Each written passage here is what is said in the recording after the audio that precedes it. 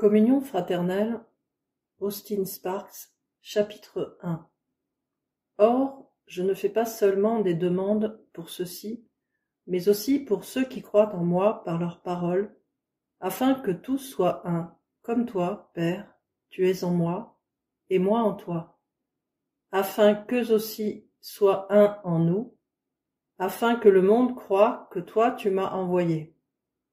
Et la gloire que tu m'as donnée, moi, je la leur ai donnée, afin qu'ils soient un comme nous sommes un, moi en eux et toi en moi, afin qu'ils soient consommés en un, et que le monde connaisse que toi tu m'as envoyé, et que tu les as aimés comme tu m'as aimé. Jean 17, 20, 23.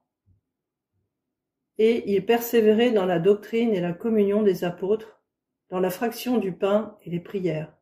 Et toute âme avait de la crainte. Et beaucoup de prodiges et de miracles se faisaient par les apôtres.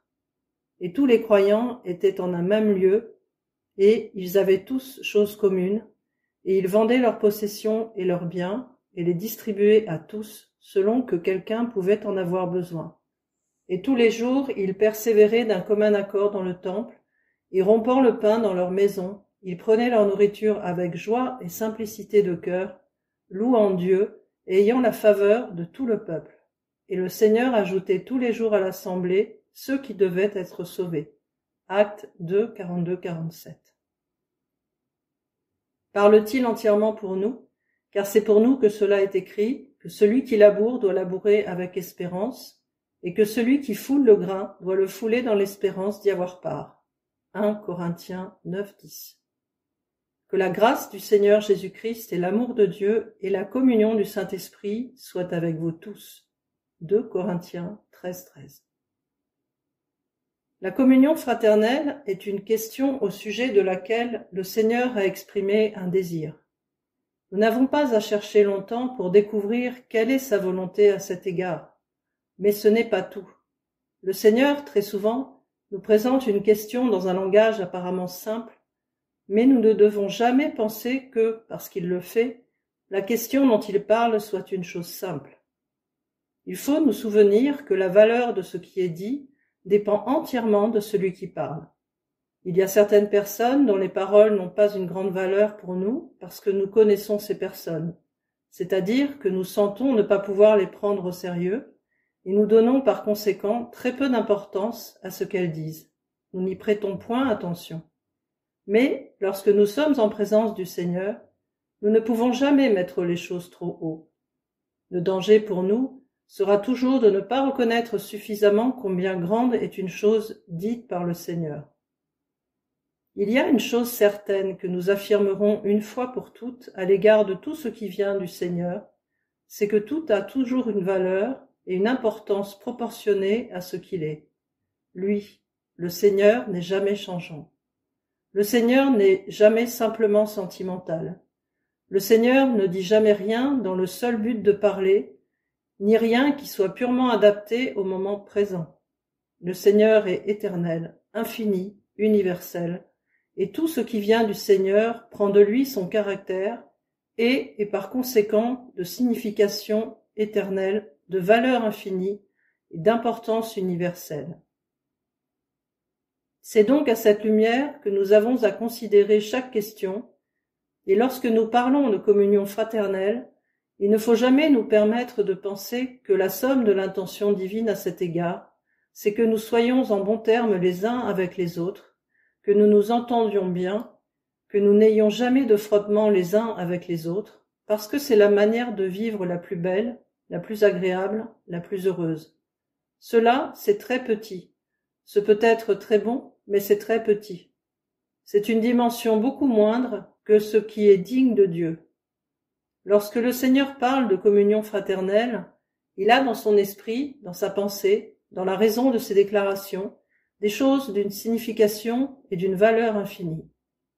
Nous devrions apprendre à approcher sur cette base-là tout ce qui se trouve dans la parole de Dieu, à ne jamais nous contenter de notre première impression à l'égard d'aucune question, et à aller derrière la chose immédiate pour trouver toute la portée de la signification, de la valeur et de l'importance divine qu'il y a toujours derrière ce qui semble la plus simple des choses. Car si nous n'allons pas derrière les choses apparentes, nous n'aurons jamais la capacité adéquate de concevoir tout ce que Dieu a dans sa pensée lorsqu'il dit quelque chose. Si cela est vrai en général, cela est vrai en ce qui concerne la question de la communion fraternelle. Dans les évangiles, tout nous est présenté très simplement parce que nous ne sommes pas encore sous la dispensation du Saint-Esprit et que, par conséquent, les hommes ne sont pas encore prêts à saisir intérieurement la pensée tout entière de Dieu. Plus tard, par l'illumination intérieure du Saint-Esprit, ils arrivent à saisir la signification beaucoup plus grande de ces choses. C'est donc dans les épîtres que nous est révélé le sens plus profond de la communion fraternelle. J'aimerais vous rappeler que dans les épîtres, le mot « ensemble » est associé aux choses les plus grandes qui nous touchent. Le préfixe « son », qui n'est toujours pas rendu littéralement dans nos versions, est lié aux questions les plus vitales et les plus importantes de notre relation avec Dieu. Je vous en citerai simplement quelques-unes, sans nous arrêter pour les étudier, mais pour relever l'importance de cette question de notre relation en Christ. Nous sommes ramenés en arrière dans les temps éternels avant la fondation du monde avec ce mot, et il nous est dit que nous avons été choisis ou élus, ensemble en Christ, avant que le monde fût. Cela nous est déclaré très définitivement dans Éphésiens 1,4.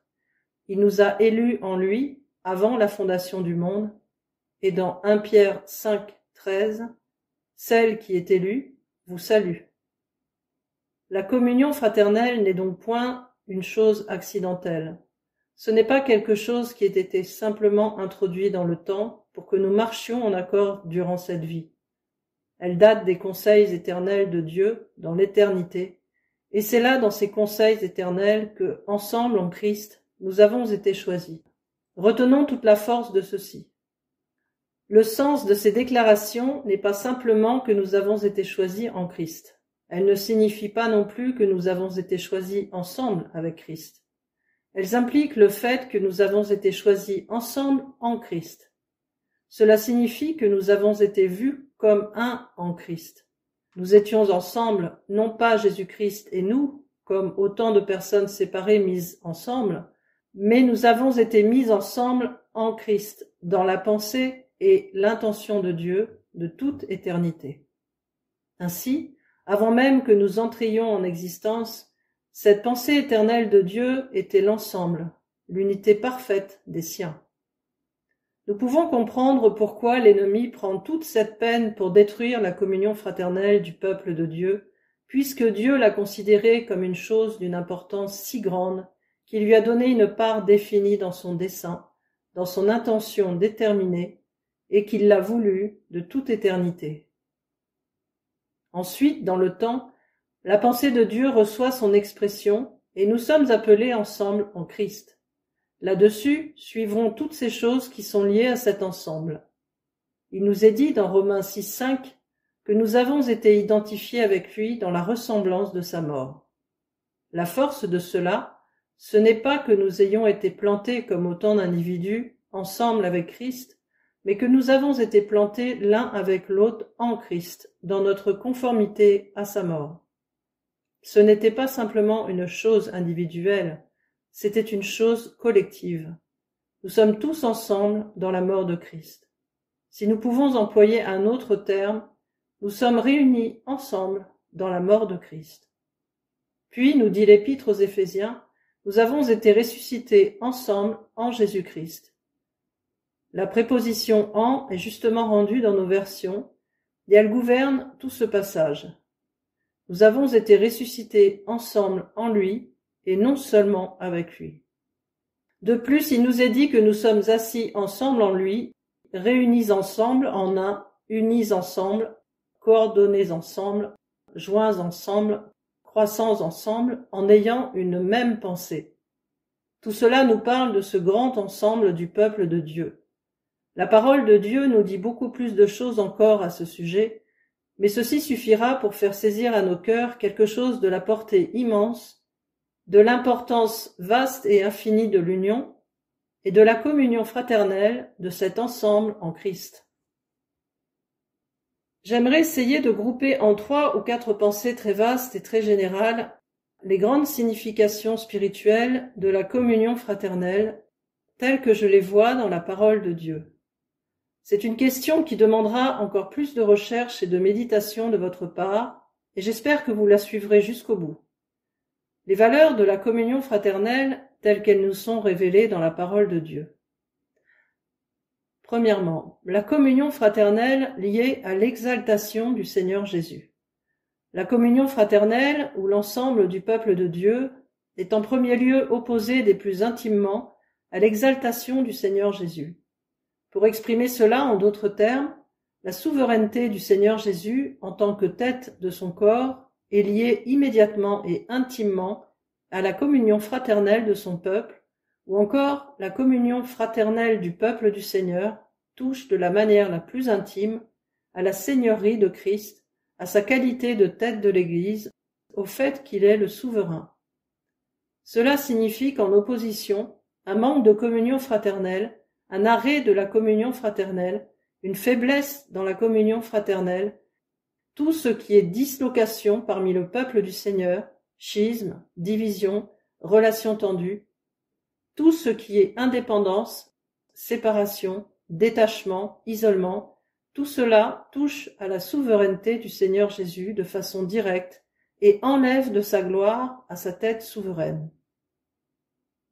Pour que David puisse parvenir au trône à Jérusalem, il avait fallu que le grand pas, le mouvement décisif qui l'amènerait à la domination universelle, soit fait à Hébron. Hébron signifie communion fraternelle, et nous voyons en ce qui concerne David que ce fut lorsque triompha la communion fraternelle que le trône entra en vue. Voici de quelle manière les choses se passèrent. Et tout Israël se rassembla vers David à Hébron, disant : Voici, nous sommes ton os et ta chair. Et autrefois, quand aussi Saül était roi, c'était toi qui faisais sortir et qui faisais entrer Israël. Et l'Éternel ton Dieu t'a dit : Tu paîtras mon peuple Israël, et tu seras prince sur mon peuple Israël. Et tous les anciens d'Israël vinrent vers le roi à Hébron.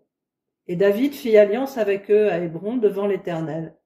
Et ils joignirent David pour roi sur Israël, selon la parole de l'Éternel par Samuel. 1 Chroniques 11, 1, 3. Hébron signifie communion, ligue. Ces hommes se réunirent tous ensemble dans un seul but, avec un seul objet, comme un seul homme pour faire roi David. Sur quelle base ? Nous sommes ton os et ta chair. C'est une unité organique et non pas une union organisée. C'est quelque chose d'intérieur, quelque chose qui est dans leur constitution même, de sorte que sa royauté est basée avant tout sur une unité intérieure. Quand aussi Saül était roi, c'était toi qui faisais sortir et qui faisais entrer Israël. La royauté de David est, en second lieu, basée sur ses valeurs pratiques de conducteur. En présence de notre Seigneur Jésus, je vous le demande, est-il digne, par sa valeur et son caractère de conducteur, d'être roi ? Nous aussi, nous pouvons dire, quant à la première question, nous sommes ton os. Notre relation avec lui est celle d'une unité organique et intérieure. Et, en ce qui concerne sa dignité, il l'a lui-même prouvé. Oui, Saül avait été roi, mais il ne s'était pas montré digne de la royauté. Quand aussi Saül était roi, c'était toi qui faisais sortir et qui faisais entrer Israël. Nous avons là, de manière typique, cette suprématie de Christ en vertu de ses propres facultés. L'Éternel dit : Tu seras prince. Nous voyons enfin, en troisième lieu, que la fondation du trône est faite par désignation divine. L'Éternel avait parlé par l'intermédiaire de Samuel, et le peuple entra en ligne avec le décret divin en oignant David comme roi. C'est là ce que représente Hébron. Hébron exprime l'union intérieure, le droit à la royauté en raison de l'excellence personnelle et le droit de royauté en vertu de l'appointement divin. Lorsque nous avons reconnu ces choses et que nous y sommes arrivés, nous savons ce qu'est la communion fraternelle. Ce fut donc par Hébron, dans la communion fraternelle, et sur cette triple base, que David arriva à Jérusalem. Israël l'avait fait roi dans la communion fraternelle, et il monta ensuite à Jérusalem pour l'accomplissement de son but. Cela n'est qu'une illustration, une figure, mais il est vrai, quant au principe spirituel, que le Seigneur Jésus, dans sa souveraineté, est profondément et directement affecté par la communion fraternelle de son peuple, par son unité, et que cela signifie une grande perte pour lui lorsque cette unité, cette communion fraternelle n'existe pas, lorsqu'elle n'abonde pas. Deuxièmement, la communion fraternelle implique toute la signification de la croix de Christ. La communion fraternelle implique la signification de la croix de Christ dans une mesure et d'une manière plus grande encore que la plupart des autres questions. Ce n'est peut-être pas quelque chose de nouveau d'affirmer que la croix du Seigneur Jésus n'a pas seulement mis de côté le péché en tant que péché, ni Satan et son pouvoir. Elle n'a pas été seulement une expiation pour le péché, mais la destruction de toute l'œuvre que Satan avait accomplie par le péché.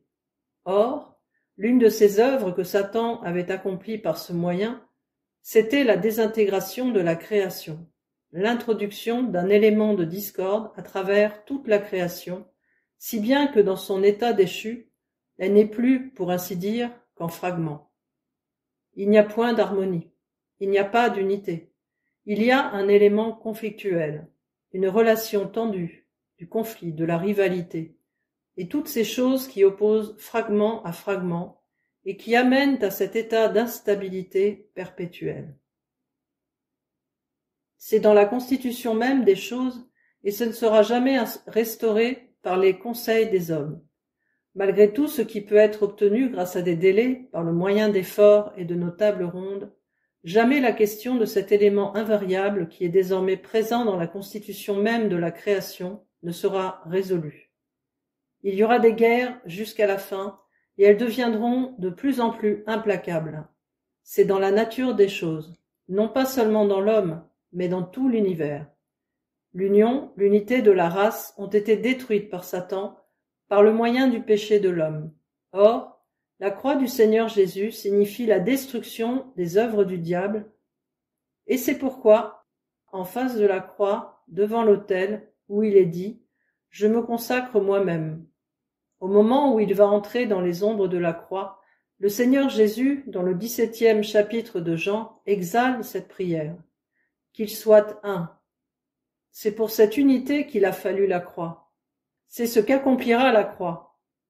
La croix est le moyen par lequel Dieu, en Christ, a mis fin à cette œuvre du diable, à cet état de séparation, de division, de schisme, de tension, de guerre, de conflit, qui existe maintenant dans la nature même des choses. Dans la résurrection du Seigneur Jésus, dans laquelle nous sommes ensemble en lui, il doit y avoir, il devrait y avoir, ce témoignage que l'œuvre du diable a été détruite, a été anéantie, et qu'il y a désormais ici-bas un peuple qui est un. Nous remarquons ainsi, après sa résurrection, lorsque l'Esprit fut venu, qu'il persévérait dans la communion fraternelle, comme aussi dans d'autres choses, et que ce fut cette communion fraternelle si profondément chérie dans le dessein divin, qui devint l'objet de l'assaut infatigable de l'adversaire, parce qu'elle était la preuve évidente de la destruction totale de ses œuvres dans la croix du Seigneur Jésus, et qu'elle en était le témoignage vivant. Nous savons très bien, lorsqu'il s'élève des divisions, qu'il y a des tensions dans les relations, que le seul moyen d'en triompher, c'est de faire une nouvelle application de la croix dans la vieille création. Les droits personnels, les sensibilités personnelles, les jalousies, les rivalités, doivent être placés à nouveau sous la puissance destructive de la croix, afin que l'on puisse revenir à cette communion fraternelle parfaite. La grande œuvre de la croix du Seigneur Jésus est affectée de manière particulière, plus encore que la plupart des choses, par la communion fraternelle. Troisièmement, la communion fraternelle demande et révèle une vie dans l'esprit. Comme nous l'avons vu, il ne nous est pas possible, dans le meilleur de nous-mêmes, de triompher en dehors de l'amour divin. Notre amour humain, dans ce qu'il est de meilleur, sera poussé à ses limites en face de certaines situations. Il n'y a que l'amour puissant de Dieu, rendu actif en nous par le Saint-Esprit, qui triomphera réellement, et cela signifie une vie vécue dans l'esprit. Si vous et moi, nous vivons en quelque manière dans la chair, il y aura des schismes, il y aura des divisions, il y aura une perte de communion fraternelle. Que l'un ou l'autre, quelque part, de quelque manière, agisse en dehors de l'esprit, et la communion fraternelle en sera aussitôt brisée. Ce ne sera que dans la mesure où vous et moi, nous vivons dans l'esprit, et nous sommes poussés par l'esprit, que cette communion fraternelle sera maintenue pure par la puissance efficace de la souveraineté du Seigneur Jésus. Cette vie dans l'esprit est requise, et elle est révélée quant à sa mesure et à son degré par la communion fraternelle. Une vie dans l'esprit amènera à la communion fraternelle. Une vie non vécue dans l'esprit éloignera de la communion fraternelle. Quatrièmement, la communion fraternelle détermine la mesure et la valeur de la plénitude de vie et l'efficacité du service. La plénitude de vie est déterminée par la communion fraternelle. Ceci n'est pas non plus une vérité nouvelle. Mais il est nécessaire d'insister toujours sur le fait qu'il n'est pas possible d'arriver de manière individuelle à la plénitude de Christ. Ni vous, ni moi, nous ne pourrons jamais arriver individuellement à la plénitude de Christ.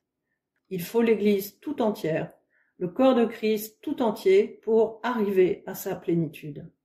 C'est l'Église qui est la plénitude de celui qui remplit tout et en tous. Nous n'arriverons, vous et moi, à la plénitude de Christ qu'en relation avec tous les autres membres de son corps. Si nous nous isolons, nous limitons simplement notre croissance spirituelle, nous mettons immédiatement un obstacle à notre développement spirituel. Nous croîtrons et nous nous développerons plus abondamment lorsque nous vivons dans la communion fraternelle.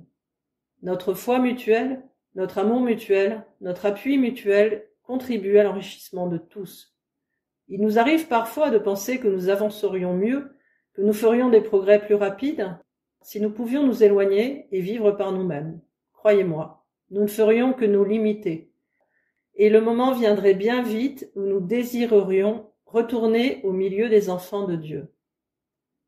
L'ennemi, de son côté, cherchera toujours à nous éloigner, à nous faire sortir pour être seuls, non pas pour un jour ou deux. C'est parfois très bon pour nous d'être 1 ou 2 jours seuls avec le Seigneur, mais il cherche à nous faire partir tout à fait et définitivement. Demandons-le à ceux qui auront tenté cela. Ils nous répondront toujours qu'ils ont fait des progrès beaucoup plus rapides, qu'ils se sont enrichis spirituellement beaucoup plus dans la communion fraternelle avec d'autres enfants de Dieu, bien que cette communion fraternelle leur ait coûté parfois, qu'elle ait été difficile et qu'elle ait demandé quelques conflits intenses, mais aussi les plus grandes victoires. Et c'est ainsi que nous avançons. Relisons dans les épîtres aux Éphésiens et aux Corinthiens les chapitres qui traitent cette question, et nous verrons avec quelle insistance l'apôtre appuie sur cette loi, c'est-à-dire la loi qui veut que chacun contribue à l'édification et à l'enrichissement de tous dans nos relations mutuelles. L'efficacité du service est gouvernée par la même loi. Nous n'accomplirons jamais le service le plus complet et le plus efficace pour Dieu en gardant une position d'indépendance. Tout ce qui sera fait dans cette ligne individuelle n'atteindra qu'un certain point et ne pourra jamais arriver à la plénitude spirituelle ni avancer dans une réelle efficacité. Mais lorsque nous comprenons le service à la lumière de la vérité, de la réalité du corps de Christ, il contribuera à l'accroissement du corps. Le Seigneur est là, c'est lui qui agit et qui triomphe. La communion fraternelle ne consiste pas simplement à appeler les enfants de Dieu à prier pour nous lorsque nous avons un ministère à accomplir et à les amener à nous donner le nécessaire pour notre entretien. La communion fraternelle est quelque chose de plus grand que cela. Il y a en elle des implications beaucoup plus immenses. C'est une chose organique et non quelque chose qui puisse être organisé. C'est une chose intérieure, une chose puissante en valeur. Les pertes sont considérables lorsque la communion n'existe pas ou lorsqu'elle n'est pas reconnue. Ce que coûte la communion fraternelle. Il doit y avoir de notre part abandon de tout ce qui est personnel et simplement individuel. Il faut que nous nous soumettions l'un à l'autre dans le Seigneur.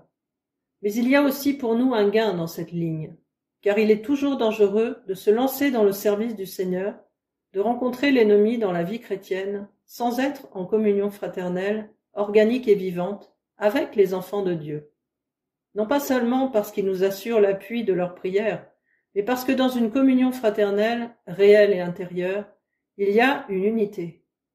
Si l'ennemi peut nous maintenir isolés, il nous brisera. Nous devrions rechercher de tout notre cœur tout ce qui peut contribuer à la communion fraternelle, répudier l'isolement, répudier l'indépendance, répudier tout ce qui tend à désunir. Si nous avons à lutter contre nos propres inclinations, contre nos propres sentiments, maintenons fermement l'aspect positif de la communion fraternelle et efforçons-nous d'y demeurer avec le Seigneur. Tout ce que nous pourrons mettre de côté pour l'assurer contribuera certainement à l'enrichissement de chacun et à une efficacité beaucoup plus grande dans l'œuvre du Seigneur.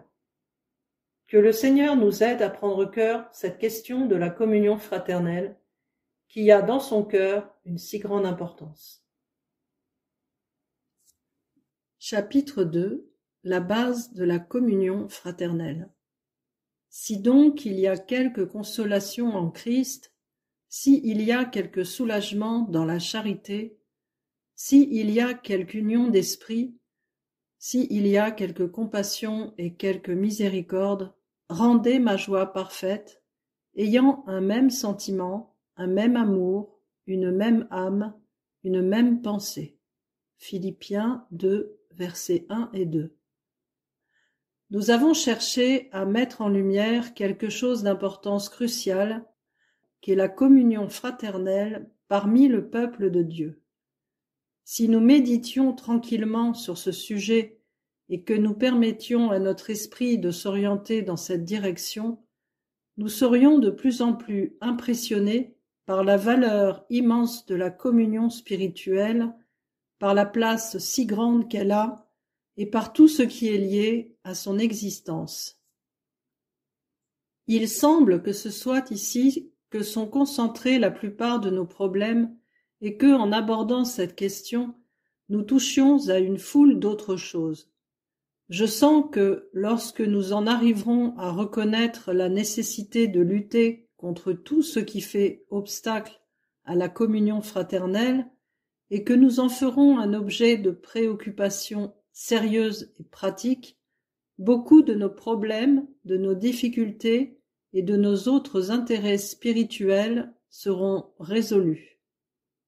C'est une chose certaine que la communion fraternelle a toujours été, à travers tous les siècles, l'objet de l'antagonisme de l'ennemi. La réalité et l'importance de ce fait peuvent ne pas nous apparaître immédiatement, mais, si nous y réfléchissions bien, nous ne pourrons qu'être interpellés.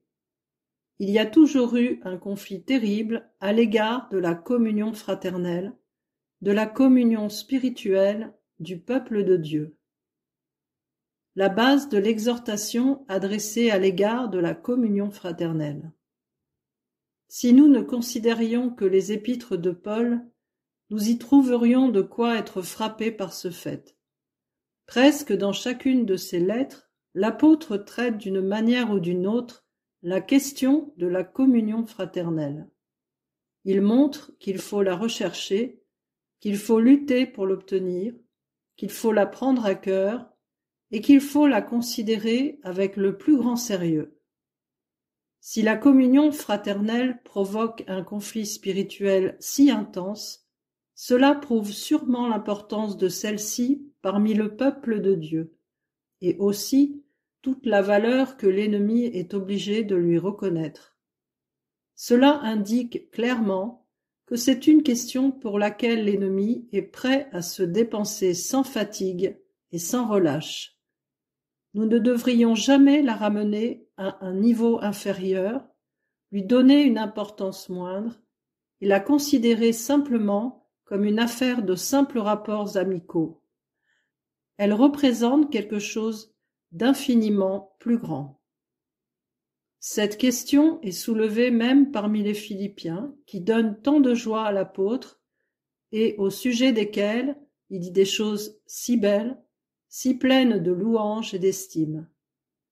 Il semble qu'aucune assemblée du peuple de Dieu ne soit trop sainte pour être envahie par l'esprit de division, et c'est ainsi que nous avons ce fragment incomparable de la parole inspirée dans le second chapitre de la lettre aux Philippiens.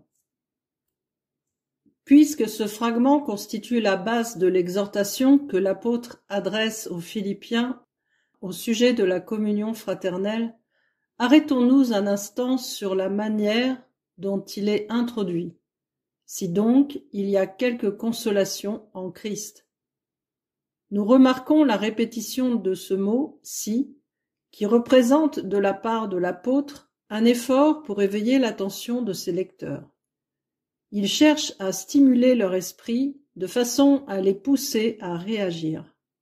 C'est comme un médecin qui a affaire à un cas si grave qu'il doit utiliser toutes sortes de moyens pour amener une réaction. Il essaye ceci et il essaye cela, il essaye encore autre chose.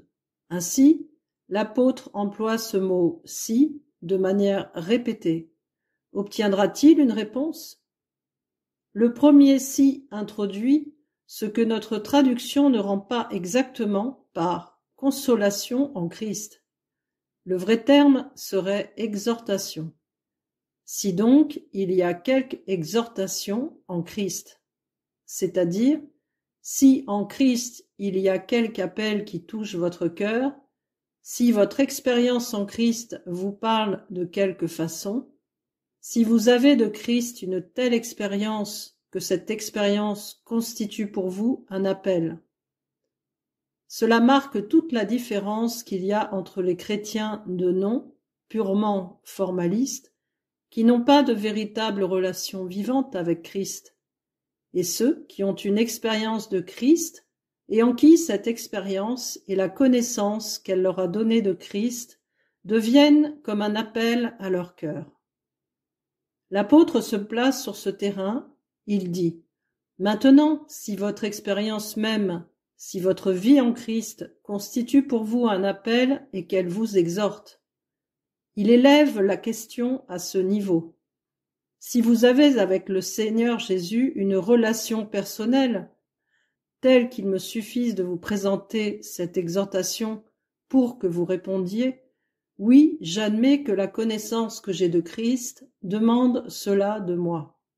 Ou bien, pouvez-vous rester froids et formalistes comme ceux qui n'ont pas cette expérience personnelle intime de Christ? Vos relations avec le Seigneur deviennent-elles une exhortation vivante dans votre cœur? Si vous êtes sensible à la voix de Christ dans votre cœur, voilà ce que cela signifie. Si quelque soulagement d'amour. Ici encore, la traduction demande quelque peu à être ajustée. Il faudrait réellement dire « s'il y a quelque encouragement et non soulagement, bien que l'un complète l'autre ». Un autre mot qui rendrait bien la pensée de l'apôtre serait « s'il y a persuasion dans l'amour », c'est-à-dire si l'amour a le pouvoir de vous pousser à m'écouter. C'est une autre façon de les stimuler. Si l'amour a le pouvoir de vous amener à m'écouter. Quelle incitation! S'ils ne répondent pas à cela, quelle sorte de croyants sont-ils donc? Si nous ne répondons pas à cela, quelle sorte de croyants sommes-nous? L'amour a-t-il le pouvoir de nous interpeller et de nous émouvoir? Si quelque communion de l'esprit. Ce mot communion peut être traduit ici avec plus d'exactitude encore par participation. Le Saint-Esprit nous est présenté dans la parole de Dieu comme agissant en vue d'un but. Il est l'Esprit qui réalise l'unité du corps. Il est l'Esprit qui tire de la désintégration un ensemble parfait qui fait de ce qui était fragmentaire un tout complet, qui fait sortir du chaos un ordre et de la division l'unité. C'est dans ce but que le Saint-Esprit est à l'œuvre. C'est pour cela qu'il est ici. L'Esprit du corps qui est un, par lequel nous sommes tous baptisés en un seul corps, c'est cet Esprit qui agit. Ainsi, l'apôtre dit « si quelque participation dans l'Esprit ». Nous sommes co-ouvriers avec le Saint-Esprit Pour l'accomplissement de ce but, aussi Paul demande « L'êtes-vous ? Si vous êtes ouvrier avec le Saint-Esprit, faites alors ce que je dis. C'est un appel solennel.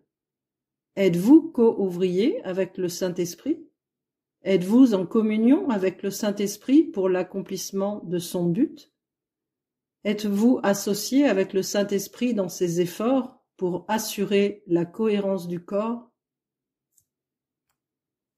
Si quelque tendresse et quelque compassion. L'apôtre ici se sert de deux mots, tendresse, compassion. Il emploie le mot qui signifie le siège ou l'organe de la compassion. Et lorsqu'il emploie le mot compassion, il se sert d'un autre mot par lequel il désigne la pitié elle-même. L'un des mots désigne l'organe de la compassion et l'autre la compassion elle-même. Ce qu'il veut réellement dire, c'est « Si vous avez un cœur et si dans votre cœur il y a quelque compassion. » Quel défi! Il en arrive à son sujet comme un médecin qui dans sa clinique s'approche de son malade et le tâte. A-t-il un cœur ou n'en a-t-il pas? S'il a un cœur, qu'y a-t-il dans son cœur? Y a-t-il quelque compassion dans ce cœur? Si vous avez un cœur et si dans ce cœur il y a quelque pitié, rendez ma joie parfaite en ayant une seule et même pensée. Voyez-vous tout ce qui dépend de la communion fraternelle? Voyez-vous tout ce qui est lié à la communion fraternelle? Si vous savez ce que c'est que la voix du Seigneur dans votre cœur, si elle est pour vous une exhortation, si vous connaissez la persuasion de l'amour et si l'amour peut vous persuader, s'il y a quelque participation avec le Saint-Esprit, si vous avez un cœur et si dans votre cœur il y a de la compassion, ayez une seule et même pensée. Frères et sœurs, prêtons-nous l'oreille à ces paroles? Y répondons-nous? Cela déterminera immédiatement notre état spirituel. C'est sur ce terrain-là que l'apôtre se place pour adresser son exhortation. C'est un terrain très élevé. L'apôtre ne dit pas simplement « Maintenant, vous chrétiens, essayez de vous entendre. Faites cesser vos désaccords avec des compromis. Ne regardez pas aux imperfections les uns des autres. Acceptez d'avoir en certaines choses des avis différents. » Non, il s'élève beaucoup plus haut que cela et il place son exhortation dans toute la valeur de ce que signifie être en Christ. C'est ce qui en fait la force. C'est tout ce que signifie et tout ce qu'implique le fait que nous sommes tous ensemble en Christ, qui constitue la base et la puissance de l'exhortation de l'apôtre. Le vaste fond est la source de la communion fraternelle. Ensuite, Paul place tout cela dans un domaine beaucoup plus grand et beaucoup plus vaste, le domaine de la pensée de Christ. Il dit « Ayez une même pensée. » Mais quelle pensée? Qu'il y ait donc en vous cette pensée qui a été aussi dans le Christ Jésus. Quel vaste domaine que celui-ci! Si nous méditons sur tout ce qui suit cette phrase concernant la pensée de Christ, nous verrons combien toute cette question de la communion fraternelle est élevée et profonde. Nous verrons qu'en tout cela, l'apôtre déclare que Christ a bravé chacun des éléments de la chute et par conséquent a vaincu tous les éléments de la désintégration. Considérons tout simplement ce passage. Ayez en vous les sentiments qui étaient en Jésus-Christ, lequel, existant en forme de Dieu, n'a point regardé comme une proie à arracher d'être égal avec Dieu. Philippiens 2, versets 5 et 6. À la lumière du contexte, qu'est-ce que cela implique? Être en forme de Dieu et être égal à Dieu, cela signifiait la plénitude absolue. Il était rempli de toute la plénitude de Dieu. Quelle fut son attitude à cet égard, en face de tout ce qui était arrivé pour décevoir le Père et frustrer Dieu de quelque chose? il ne voulut pas retenir cette plénitude pour lui personnellement. La parole dit, il s'est abaissé lui-même. Philippiens 2, verset 8. Plénitude et satisfaction personnelle. N'est-ce pas cela qui se trouve précisément à la racine de la chute? N'est-ce pas cela qui est précisément à la racine même de la désintégration de la première création? Oui, la plénitude retenue personnellement pour soi. Aussi, l'apôtre dit-il qu'il ne nous faut pas regarder à notre propre intérêt. Le Seigneur Jésus, qui était rempli de toute la plénitude de Dieu, ne s'en saisit pas pour la garder personnellement pour lui, mais il se dépouilla lui-même pour anéantir le mal conséquent de la chute.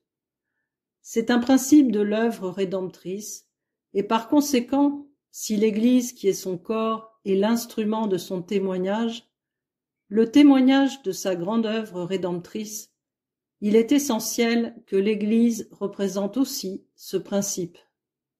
Que personne ne cherche la plénitude pour soi-même, pour la garder pour soi personnellement. Il s'est abaissé lui-même. Il a pris la forme d'un serviteur. Il a pris la forme, comme le dit la traduction littérale, d'un esclave. Cela nous montre sûrement que le mal de la chute, et donc de toute distorsion dans l'assemblée, consiste en un désir de supériorité personnelle. En effet, qu'Adam en ait été conscient ou non, les éléments spirituels qui étaient à l'œuvre en lui reviennent à dire ceci. Pourquoi serais-je un serviteur alors que je puis être un seigneur? Pourquoi serais-je l'esclave de Dieu alors que je puis être égal à Dieu? C'est bien là ce que le serpent lui avait suggéré. Pourquoi servirais-je alors que je puis être un maître? Ce fut la révolte contre le fait d'être sous des ordres voués à l'obéissance. Adam s'était rebellé de cette manière, le fruit de son acte fut la désintégration du monde de Dieu, la ruine du plan de Dieu. Mais c'est pour anéantir cette ruine que le Seigneur Jésus a pris la forme d'un esclave. Il ne rechercha donc pas pour lui-même aucune supériorité. Or, l'Église ne doit rien savoir, elle non plus, de cette recherche de supériorité. La communion fraternelle en exige l'abandon absolu. Nous sommes un peuple de serviteurs, d'esclaves, de personnes obéissantes. Christ devint semblable aux hommes. Qu'est-ce qu'Adam avait voulu? S'est-il révolté contre le fait d'être simplement un homme? A-t-il cherché à devenir Dieu? La parole de Dieu justifie notre conclusion que c'était en effet ce que voulait l'ennemi. Or, vouloir s'attribuer quelque valeur personnelle, c'est se mettre à la place de Dieu et sortir de la place de l'homme. La valeur personnelle demande l'adoration. S'approprier la valeur ou le mérite, c'est en principe se mettre à la place de Dieu. Mais Christ, qui était Dieu, parut cependant comme un simple homme. Que c'est merveilleux que Dieu accepte de prendre la forme d'un homme. Je ne pense pas qu'aucun de nous dirions vouloir être Dieu ou aspirer à être Dieu, mais dans le fond de notre être, à cause de la chute, il y a ce quelque chose au fond de nous-mêmes qui veut s'attribuer du mérite et de la valeur. Nous aimons être appréciés, écoutés, élevés, flattés. Nous n'aimons pas être ignorés. Nous n'aimons pas être regardés comme des balayures. Nous nous fatiguons à travailler de nos propres mains, injuriés nous bénissons. Persécutés, nous supportons. Calomniés, nous parlons avec bonté. Nous sommes devenus comme les balayures du monde, le rebut de tous jusqu'à maintenant.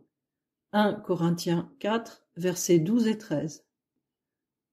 Nous pouvons confesser dans nos moments de profonde communion avec le Seigneur que peu nous importe si l'on fait de nous un paillasson, mais quand notre entourage s'emploie à nous le faire vivre, prononcerons-nous encore ces mêmes paroles?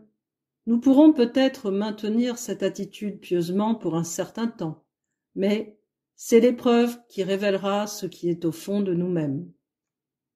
Il y a dans notre être un orgueil certain qui aime à ce que l'on tienne compte de nous, à ce qu'on nous apprécie, nous place en avant. C'est dans ce sens-là qu'il y a ce conflit dans beaucoup de vies chrétiennes. Le Seigneur Jésus prit la forme d'un homme, lui qui était Dieu, renonça pour un temps à l'adoration qui lui était due. Avons-nous vu ce qu'il a reçu au lieu de l'adoration? Il a reçu une couronne d'épines, un roseau. Il a été battu, on cracha sur lui. Étrange adoration pour le Dieu de l'univers. Oui, c'est cet esprit qui est prêt à tout abandonner, prêt à prendre la dernière place, à n'être rien, qui ne cherche point ses propres intérêts, qui est vraiment l'esprit de la communion fraternelle. Ce n'est que dans la mesure où vous et moi nous aurons cet esprit que nous rendrons possible l'authenticité de la communion fraternelle.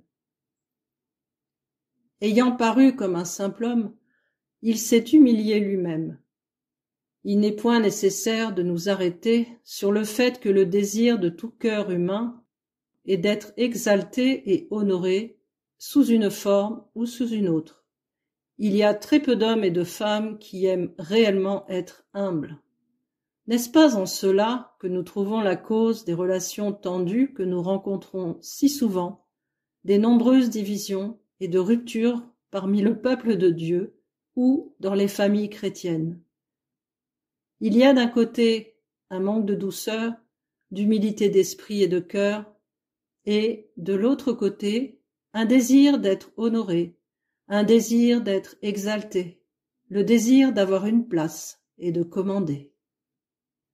Le Seigneur Jésus s'est abaissé lui-même, il s'est rendu obéissant, il s'est fait l'opposé même de celui qui donne des ordres, l'opposé de celui qui est au commandement, et pourtant il est le chef de l'Église.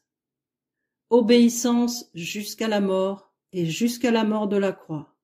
Il n'y a rien qui soit plus dépouillé de dignité que la croix. C'est si souvent en touchant à notre dignité que la mort de la croix accomplit son œuvre en nous. Il nous faut si souvent mourir dans le domaine de notre dignité. Nous n'avons fait qu'effleurer cette question, et d'une manière très superficielle, mais nous aurons pu remarquer que toutes les choses sur lesquelles l'apôtre insiste et auxquelles il nous exhorte ont pour effet combiné de nous montrer que tout cela conduit à la communion fraternelle, et que tout cela est essentiel pour que la communion fraternelle puisse exister et puisse être maintenue. La communion fraternelle est une grande chose, une chose immense dans le plan de Dieu. Cette communion de l'esprit, pour laquelle l'apôtre a lutté si longtemps et si fidèlement, ne peut être obtenue que dans la mesure où les sentiments qui étaient en Christ Jésus sont bien épanouis en nous.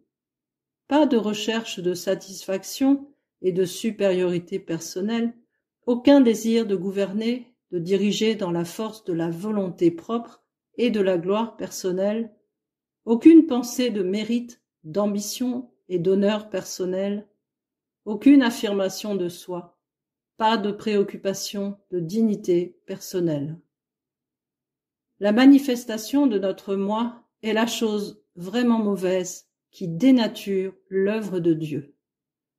Notre propre dignité peut avoir parfois une grande importance pour nous, mais qu'en est-il de celle des autres? Que chacun de vous, au lieu de considérer ses propres intérêts, considère aussi ceux des autres. Philippiens 2, verset 4. L'ensemble dit Amen à ces paroles, mais qui les pratique vraiment? Par notre propre nature, nous aimons dominer sur les autres, exercer de l'autorité, surtout lorsqu'elle se cache derrière des attitudes spirituelles. Christ, qui connaissait son égalité avec Dieu, n'a pas voulu s'en prévaloir. Il est venu parmi nous comme un serviteur. Quiconque veut être le premier parmi vous, qu'il soit votre esclave. C'est ainsi que le Fils de l'homme est venu, non pour être servi, mais pour servir. Matthieu 20, versets 27 et 28. Lorsque le moi s'impose sous une forme ou l'autre, quelqu'un aura inévitablement à en souffrir. L'aiguillon du moi est l'égoïsme, l'orgueil et l'ambition. Voilà ce qui fait toujours mal à quelqu'un autour de nous.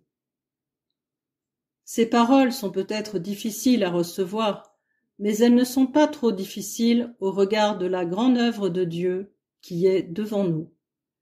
Nous ne ferons qu'indiquer un dernier point sans nous y arrêter. Il a trait au côté positif. Dieu a toujours demandé l'esprit de communion fraternelle à tous les instruments dont il s'est servi. Nous ne serons jamais d'une pleine utilité dans les choses de Dieu avant d'avoir appris l'esprit de communion fraternelle. Il n'y a pas de place pour l'autocratie dans l'assemblée de Dieu, ni dans son royaume, sous quelque forme que cela soit.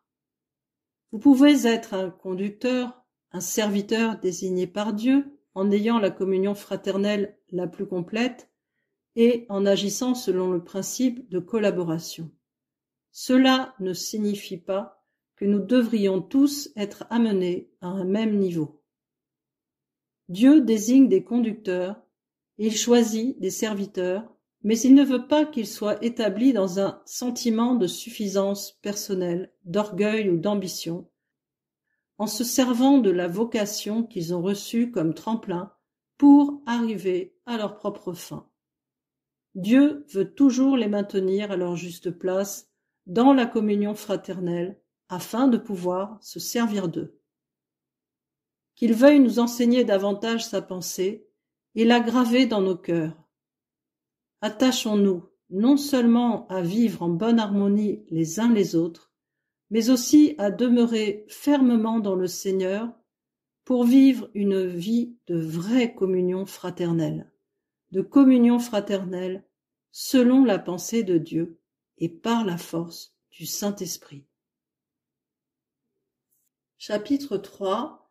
Le dépouillement des instruments choisis. Et il persévérait dans la doctrine et la communion des apôtres, dans la fraction du pain et les prières. Acte 2, verset 42. Si donc il y a quelque consolation en Christ, s'il y a quelque soulagement dans la charité, s'il y a quelque union d'esprit, s'il y a quelque compassion et quelque miséricorde. Philippiens 2, verset 1. Que la grâce du Seigneur Jésus-Christ et l'amour de Dieu et la communion du Saint-Esprit soient avec vous tous. 2 Corinthiens 13, verset 14.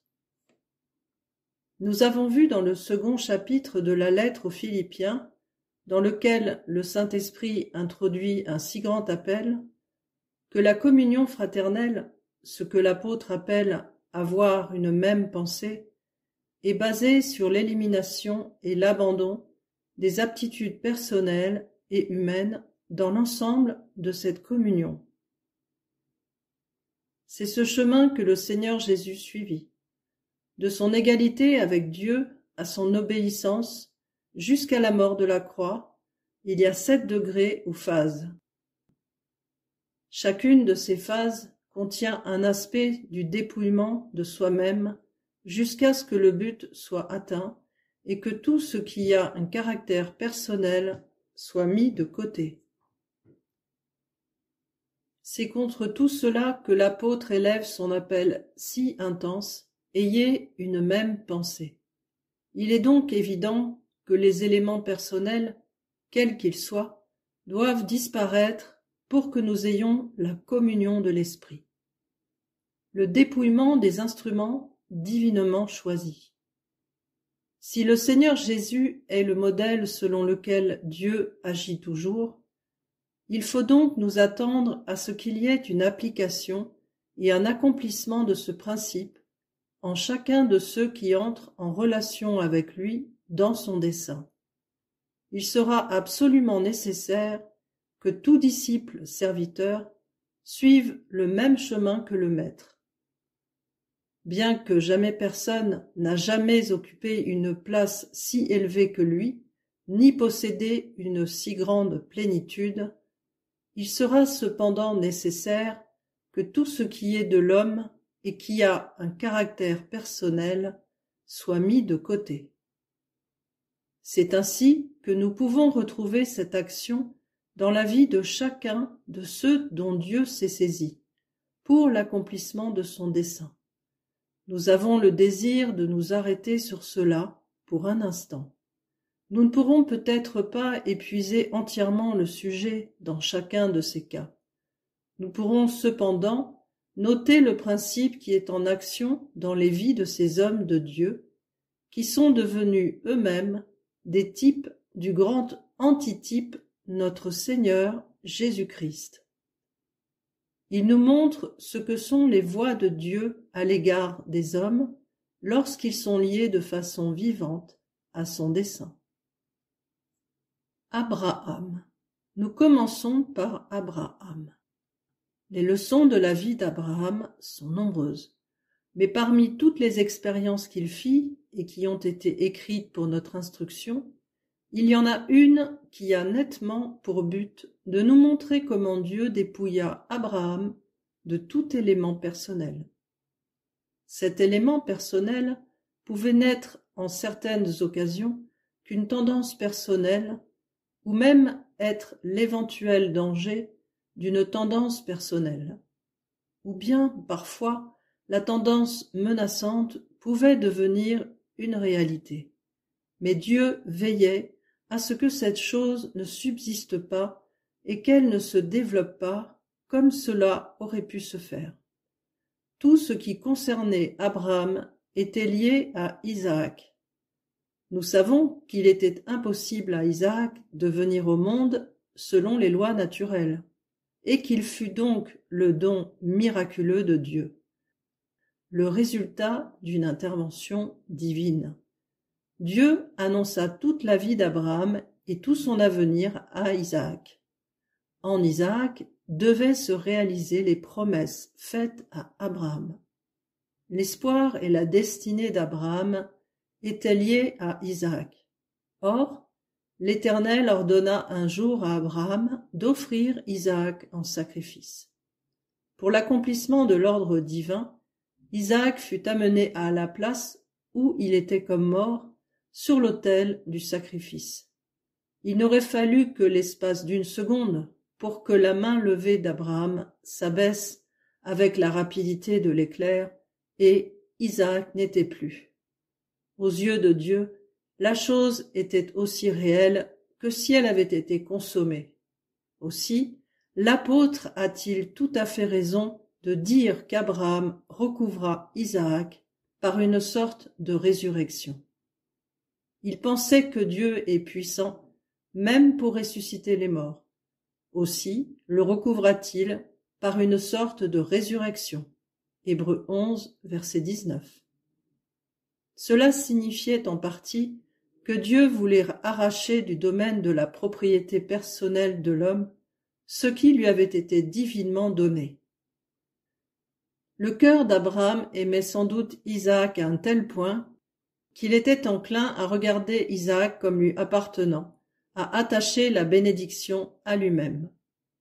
L'Éternel voulait mettre Isaac en dehors de tout contrôle humain, en dehors de toute idée de possession humaine, naturelle et terrestre, et faire entrer Isaac dans un royaume où il ne serait que de Dieu, entièrement et uniquement de Dieu. C'est ce qui arrive toujours lorsqu'il est question de résurrection. Nous pouvons voir tout à fait clairement en ceci une leçon dont l'application est très vaste, surtout en ce qui concerne les choses que nous avons reçues de Dieu. Que cela soit la révélation, une vocation, une direction spirituelle, quelque chose qui vient bien du Seigneur, quelque chose qui ne vient pas de nous et que nous n'avons pas cherché. Nous n'aurions jamais pu y penser de nous-mêmes, cela venait du Seigneur. Un appel, un ministère, une position spirituelle, un songe, une vision ou toute autre chose. cela ne pouvait venir que de Dieu. Puis, le jour arrive où, par un acte même du Seigneur, cela nous est enlevé, cela est mis sur l'autel du sacrifice, cela ne semble plus être de Dieu. L'Éternel a donné et l'Éternel a ôté. Que le nom de l'Éternel soit béni. Job 1, verset 21. C'est comme si le Seigneur lui-même se contredisait dans notre vie et nous en arrivons là où il nous faut tout abandonner. Nous savons que nous sommes mis à l'épreuve par Dieu et que nous avons affaire personnellement à Dieu. Ce n'est pas un accident, ce n'est pas un simple hasard, ce n'est pas seulement le résultat de nos conditions naturelles. C'est Dieu qui nous a rencontrés, et si Dieu n'a pas employé littéralement ces paroles, nous savons cependant d'une manière très nette dans notre cœur qu'il nous a dit « Prends maintenant ta vision, ta vocation, ton appel, ton champ de travail, quoi que ce soit, et abandonne-le, laisse-le, rends-le-moi. » Cela arrive très souvent parce que le Seigneur veut faire entrer tout cela dans un royaume où cessera toute emprise humaine et personnelle. Dès que nous faisons de la bénédiction une affaire personnelle, nous limitons l'œuvre de Dieu en y cherchant notre intérêt personnel.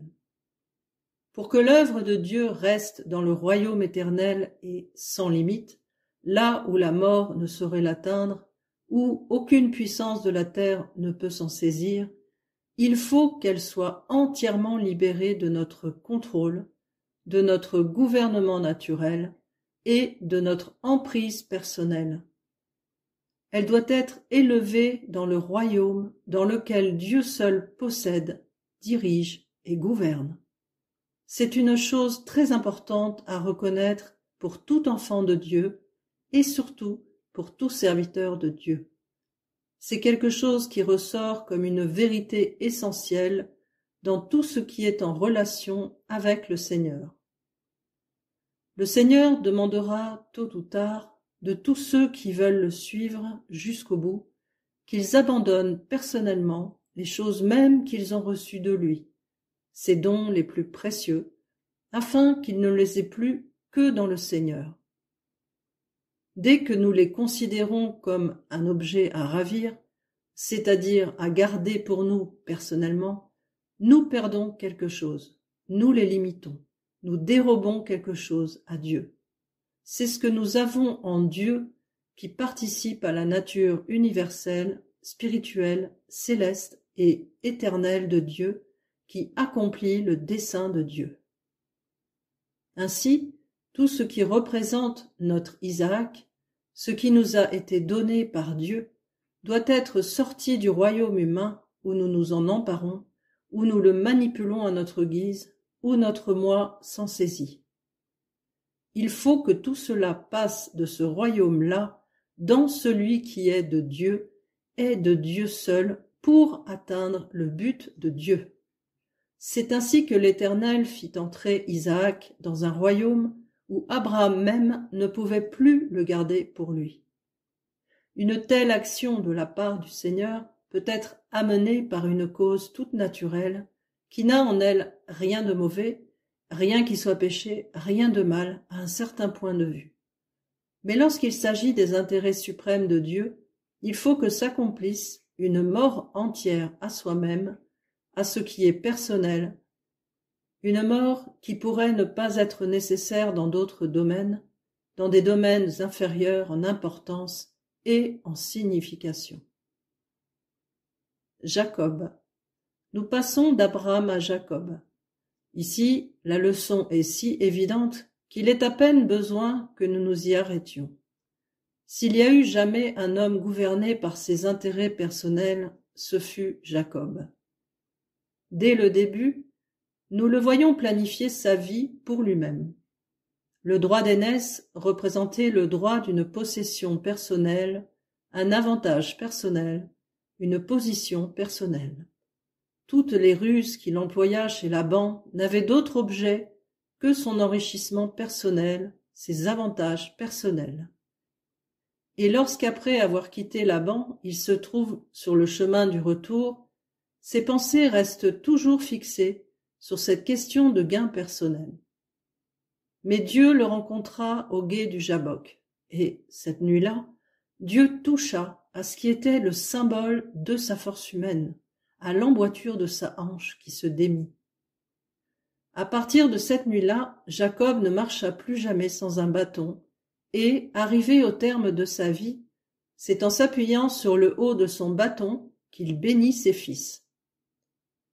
Il garda jusqu'à la fin de sa vie ce symbole de sa propre faiblesse et de sa dépendance de quelque chose en dehors de lui-même.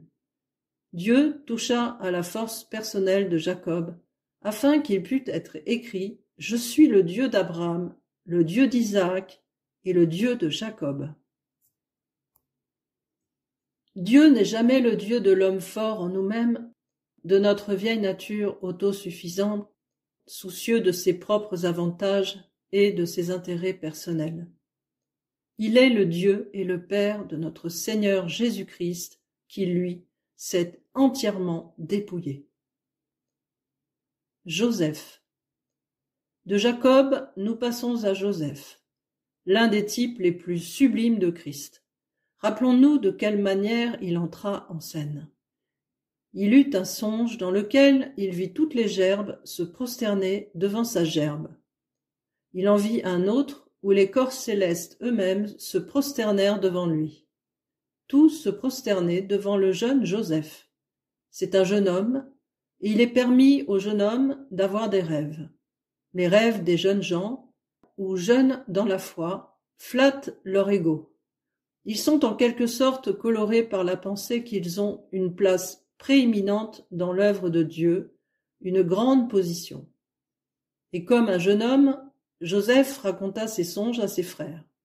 Il n'était certainement pas judicieux, passage, d'aller dire cela à tous ses frères. Vous vous prosternerez devant moi. Naturellement, cela les irrita et ses frères haïrent Joseph. Mais il y avait dans ces songes quelque chose de plus que dans un rêve ordinaire. Il y avait une intention divine, un dessein divin. Ces songes se réaliseront plus tard d'une manière merveilleuse. Ils se réaliseront et le jour arriva où les frères de Joseph se prosternèrent véritablement devant lui et où ils se soumirent à lui. Mais considérons toutes les choses qui arrivèrent entre les songes et leur accomplissement. Joseph fut jeté dans une citerne, puis il en fut retiré et vendu pour 20 pièces d'argent. Il fut emmené dans un pays étranger, accusé à tort, et fut jeté en prison. Le fer entra dans son âme, et la parole de Dieu l'éprouva. Il fut dépouillé de tout élément personnel, si bien que lorsque le jour arriva, où ses frères se prosternèrent devant lui, il n'y eut en lui aucun sentiment de triomphe ou d'orgueil satisfait, aucune vengeance. Il ne s'écria pas « Ah, je savais que nous en arriverions là, ils sont en mon pouvoir maintenant, ils n'ont pas voulu me croire, et cependant nous en sommes là, je vais pouvoir régler mes comptes. » Non, Joseph ne put s'empêcher de pleurer. Genèse 50. Nous avons ici un grand homme, et un grand homme est toujours l'homme qui a été dépouillé de lui-même. Dieu avait veillé à cela et a travaillé dans sa vie pour en arriver là. Dieu n'amène jamais un homme à son but divin avant que cet homme ait été dépouillé de tout élément personnel, de tout ce qui est apparenté à son moi. C'est en lui que vous avez été instruits à vous dépouiller, eu égard à votre vie passée, du vieil homme qui se corrompt par les convoitises trompeuses, à être renouvelé dans l'esprit de votre intelligence. Éphésiens 4, versets 21 à 23. Moïse. De Joseph, nous passons à Moïse. Remarquons aussi comment Moïse entra dans le plan de Dieu. Il nous est dit que Moïse avait été instruit dans toute la sagesse des Égyptiens. Il avait été élevé dans la maison du Pharaon. Il était un grand homme selon le monde, nous est-il dit, et il en était arrivé d'une manière ou de l'autre à savoir que Dieu avait un dessein particulier pour sa vie, que c'était lui qui devait délivrer son peuple. Alors, dans la grandeur de ce monde, de sa position et de ses avantages, il s'avança pour accomplir sa vocation divine. Nous savons ce qu'il fit, et nous en connaissons le résultat. Il avait cherché à accomplir l'œuvre de Dieu dans la force de son moi, dans sa suffisance personnelle. Ce fut un désastre. La conséquence immédiate fut le désert pendant 40 ans. À la fin de ces 40 ans, il reçoit sa mission, directe, définitive, décisive. Mais de quelle manière? C'est par un buisson du désert, sans grande prétention, un buisson qui ne se consume pas, bien qu'il soit tout en flammes, que Dieu enseigne à Moïse, d'une manière qu'il n'oubliera jamais, comment un homme accomplit une vocation céleste. Il n'y a plus rien en lui-même, il ne lui reste aucun orgueil personnel, aucune puissance du moi. Cependant, il y a en lui un pouvoir brûlant qui est de Dieu. Quant au buisson, qui dans des circonstances ordinaires serait mort et détruit depuis longtemps, continue encore et encore à être enflammé par Dieu. Cela, dans la puissance d'une vie triomphante, parce que Dieu est en lui. Nous portons ce trésor dans des vases de terre, afin que cette grande puissance soit attribuée à Dieu et non pas à nous. 2 Corinthiens 4, verset 7. Nous avons ici un solide principe spirituel. Le buisson représentait Moïse, la puissance, le feu, c'était Dieu. C'est pourquoi Moïse put tenir jusqu'au bout et atteindre le but. C'est sur cette base que sa mission lui fut donnée. Moïse est dépouillé de son moi. J'ai la bouche et la langue embarrassées.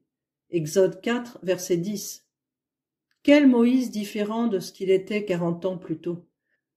Le côté personnel en Moïse a bien été mis de côté, et maintenant Dieu dit « Je suis, et en conséquence de mon œuvre en toi, je peux. » David. Nous passons de Moïse à David. Nous n'avons pas beaucoup à dire au sujet du dépouillement de David, mais l'humilité de David est certainement l'un des plus beaux traits de sa vie. Il avait des frères et Samuel le prophète avait été impressionné par l'air important et la belle attitude des frères de David. Lorsqu'il vit la haute stature d'Éliab, le frère aîné de David, Samuel, se dit « Certainement loin de l'Éternel et devant lui. » Mais l'Éternel lui dit « Ne regarde son apparence ni la hauteur de sa taille, car je l'ai rejeté. Car l'Éternel ne regarde pas ce à quoi l'homme regarde. L'Éternel regarde au cœur. » 1 Samuel 16, versets 6 et 7. Ensuite, tous les frères passèrent devant Samuel sans qu'il ne reçût aucune indication de la part de l'Éternel pour oindre l'un d'entre eux. Nous savons que pour finir, on lui amena celui qui était en dessous de l'appréciation du monde. L'Éternel dit à Samuel, « Lève-toi, oins-le, car c'est lui. » 1 Samuel 16, verset 12. Nous remarquerons qu'il y eut dans toute la vie de David cette belle humilité. Lorsqu'il en vint aux préparations pour la construction du temple, et que des hommes de puissance et d'influence, des rois même, lui envoyèrent les matériaux pour le temple, nous entendons David s'écrier « Qui suis-je, Seigneur éternel, et quelle est ma maison, pour que tu m'aies fait parvenir où je suis ?» 2 Samuel 7, verset 18.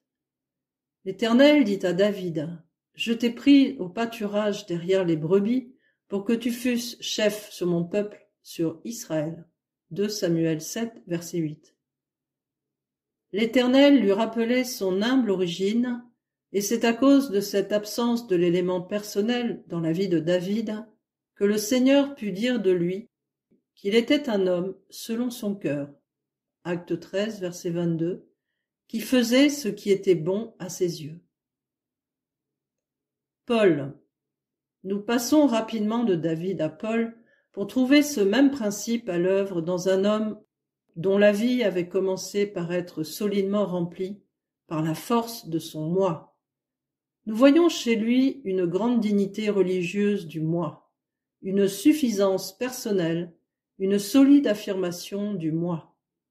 Saisi par Christ, il fut courbé dans la poussière jusqu'à ce qu'il puisse dire « Mais nous avons ce trésor dans des vases de terre » 2 Corinthiens 4, verset 7. « Je me glorifierai dans mes infirmités, afin que la force du Christ demeure sur moi. » 2 Corinthiens 12, verset 9. Il serait trop long de rappeler ici tout ce qui en Paul indique l'absence de la force de son moi. Il est un homme dépouillé de lui-même et par conséquent rempli de Dieu. Nous avons laissé de côté de nombreux serviteurs de Dieu comme Ésaïe, Jérémie et tant d'autres, mais nous en avons dit suffisamment pour prouver que la mise de côté du moi ou de l'élément personnel est fondamentale pour l'accomplissement du grand dessein de Dieu et combien tout cela est en relation vitale avec la question de la communion fraternelle. Nous savons si bien que les choses qui détruisent la communion fraternelle ou qui la rendent impossible, ou du moins qui la limitent, sont toujours des éléments personnels des uns et des autres, le moi. Lorsqu'il s'agit de moi et de ce qui est à moi, lorsqu'il y a un désir caché d'avoir sa place à soi, sa propre œuvre, quelque chose à soi, cela fera obstacle au Saint-Esprit. Cela affaiblira les relations, l'union spirituelle entre chacun, cela limitera l'expansion de la plénitude de Christ. Tout cela constitue pour nous un appel très solennel à demeurer constamment devant le Seigneur pour qu'il développe en nous son héritage le plus complet possible.